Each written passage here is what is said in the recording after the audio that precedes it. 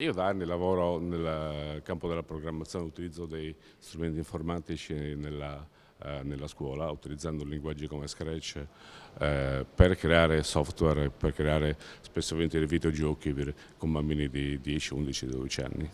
Come reagiscono i ragazzi all'attività ordinaria che viene fatta a scuola?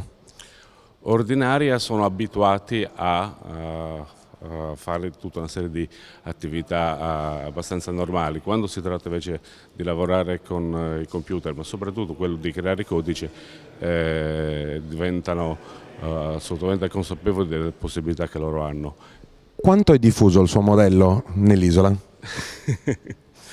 Spero molto, ma credo molto poco. Quanto sono importanti i progetti come la Sardinian Code Week fatti da una rete di volontari per l'innovazione, per la crescita dei ragazzi?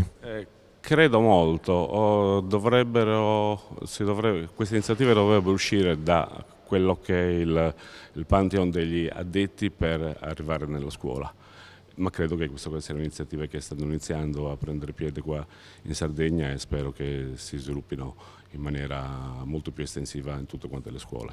Al di là delle questioni sulla programmazione o sull'ICT o sul digitale in senso diffuso, come sarebbe importante modificare i piani formativi scolastici per avere una scuola più competitiva nei processi di innovazione attuali per le imprese e soprattutto per la creazione di questi prodotti globali che dovrebbero consentire all'isola di uscire un po' di più?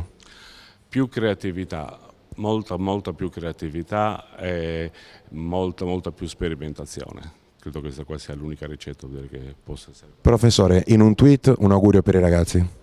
Che possano avere, che abbiano il prima possibile una scuola migliore.